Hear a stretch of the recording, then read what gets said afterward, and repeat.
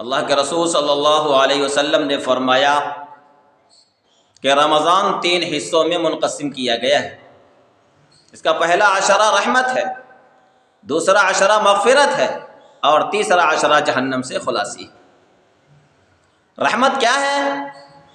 بعض الفاظ ایسے ہوتے ہیں جو ہم عام حالات میں استعمال کرتے ہیں لیکن ان کے مطلب اور مفاہیم کو ہم نہیں سمجھتے۔ رحمت کی اگر وضاحت کرنا چاہیں، رحمت کو اگر کسی کو سمجھانا چاہیں تو ہم آسان لفظوں میں نہیں سمجھا سکتے کہ رحمت ہے کیا چیز۔ ہم لوگوں سے کہتے ہیں السلام علیکم ورحمۃ اللہ ورحمۃ اللہ ورحمۃ اللہ، لیکن ورحمۃ اللہ کو اگر ہم سمجھانا چاہیں تو یہ نہیں سمجھا سکتے، اس لیے کہ اس کے لیے سادے سے الفاظ ہمیں نہیں ملتے۔ سنو، پروردگار عالم نے رحمت کے 2 حصے بنائے، ایک حصہ خود اپنے پاس رکھا ہوا ہے اور دوسرے حصے میں پروردگار عالم نے کائنات عالم میں جتنی بھی مخلوقات ہیں گویا کہ 18,000 مخلوقات کو اس ایک حصے کے اندر سویا اور پرویا ہے۔ رحمت کیا چیز ہے؟ رحمت کس کو کہتے ہیں؟ رحمت کہتے ہیں پروردگار عالم کا رحم کسی بیمار کو بیماری سے ہٹا کر کے صحت دے دے، یہ اللہ نے رحم کیا ہے۔ کسی غریب کو غربت سے ہٹا کر کے امارت دے دے، یہ اللہ نے اس پر رحم فرمایا۔ کسی گداگر کو گداگری سے اٹھا کر کے اس کو شہنشاہ بنا دے، یہ اللہ نے اس پر رحم فرمایا، یہ اللہ کی رحمت ہے۔ آپ نے دیکھا ہوگا ایک ماں سخت سردی کے مہینے میں اپنے آپ کو گیلے بستر پہ لٹا لیتی ہے اور بچے کو سوکھے بستر پہ لٹاتی ہے، اس کا رحم ہے، اور وہ رحمت ہے جو پروردگار عالم نے ایک حصہ بانٹا ہوا ہے۔ آپ نے باپ کو دیکھا ہوگا سخت گرمی کی تپش اور ننگے پیر، سر پہ بوجھ، پیٹھ پہ بوجھ، اس قدر صعوبتیں برداشت کرتا ہے اپنی اولاد کے لیے، یہ رحم ہے۔ یہ پروردگار عالم کی وہ رحمت ہے جو جس کو پروردگار عالم نے امت میں بانٹا ہوا ہے۔ اور یہ رحمت انسانوں ہی کے پاس نہیں بلکہ جانوروں کے پاس بھی ہے۔ آپ دیکھیں سخت سردی کا مہینہ اور سخت سردی کا موسم ہو، ایک مرغی اپنے انڈوں کو اپنے پروں میں چھپاتی ہے اور خود سردی کھاتی رہتی ہے۔ کوئی بھی جانور لے لو، آندھی سے، طوفان سے، بارش سے اور حرارت و برودت سے اپنے بچے کو بچاتا ہے اور خود اس موسم سے متاثر ہو جاتا ہے۔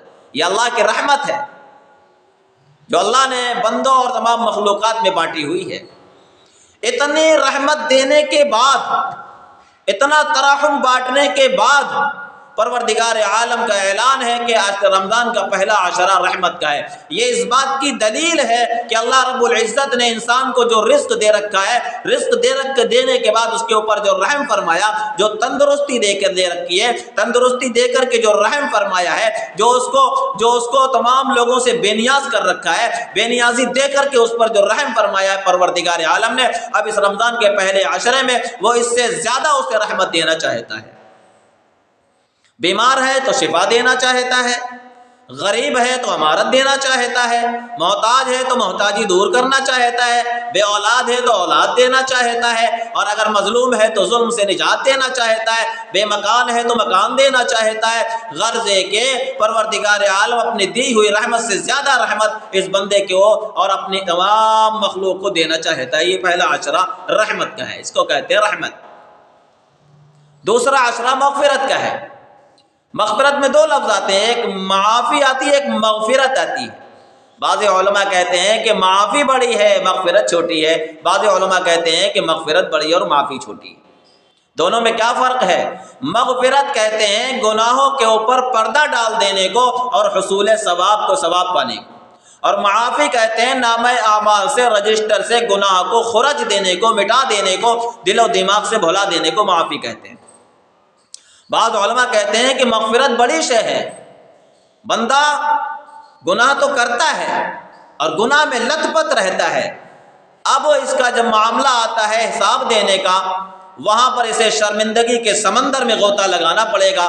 وہاں پر اگر اس کے اوپر ان گناہوں پر پردہ پوشی کا معاملہ ہو جائے تو یہ خلا خجالت سے، شرمندگی سے، تمام مصیبتوں سے بچ جائے گا۔ اس لیے مغفرت بڑی اور معافی چھوٹی۔ مغفرت میں حصول ثواب ہے، معافی میں حصول ثواب نہیں ہے، ثواب کا ملنا نہیں ہے، اس میں گناہوں کا مٹ جانا ہے، گناہوں کا دل و دماغ سے ختم ہو جانا ہے، کرامن کاتبین کے رجسٹر سے اس کا مٹا دیا جانا ہے۔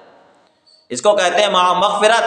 اللہ کے رسول صلی اللہ علیہ وسلم کا فرمان ہے دوسرا عشرہ مغفرت ہے۔